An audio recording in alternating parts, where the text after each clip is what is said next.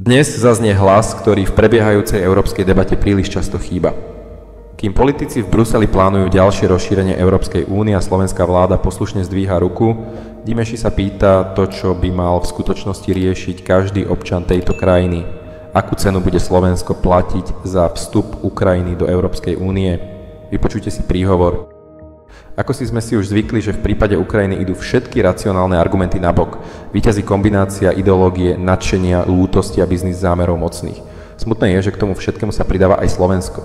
Reč je o vstupe Ukrajiny do Európskej únie, ktorý vláda Slovenska slovami pána premiéra, ako aj hlasovaniami v Bruseli podporuje.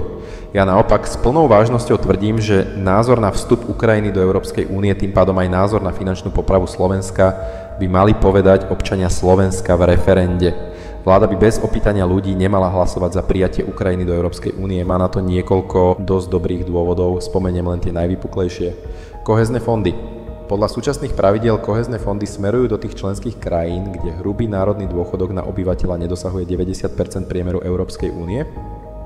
Vstup Ukrajiny vzhľadom na jej nízku úroveň rozvoja by znížil priemernú úroveň rozvoja Európskej únie ako celku, čo by znamenalo, že niektoré zo súčasných prijímajúcich krajín by už nemali nárok na finančné prostriedky, pričom ich skutočná úroveň rozvoja sa nezmenila, ale tie členské krajiny, ktoré by aj zostali pod limitom, by dostali menej peňazí. Eurofondy pre našich obyvateľov by teda išli pre Ukrajincov.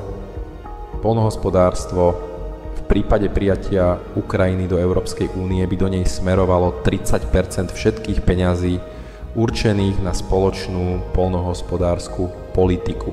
Čiže peniaze našich farmárov by išli pre ukrajinských farmárov. Rozpočet s istotou sa dá povedať, že v prípade prijatia Ukrajiny do Európskej únie by sa tá stala najväčším príjemcom z rozpočtu Európskej únie. Ak by Európska únia chcela pozdvihnúť HDP totálne zničenej Ukrajiny len na úroveň jej najslabšieho člena, Bulharska, podľa prepočtov by to každého občana Európskej únie stálo 600 eur.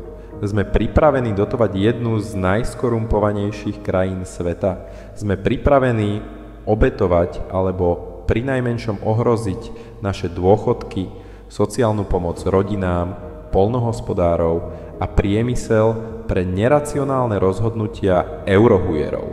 O tom by ste mali v prvom rade rozhodnúť vy. Politika sa ťa týka, či chceš alebo nie. Tak prestaň len pozerať a začni konať. Napíš komentár, povedz svoj názor, daj odber, hneď teraz. A nezabudni kliknúť na zvonček. Odoberaj, sleduj, zdieľaj. Toto je realita, toto je Slovensko.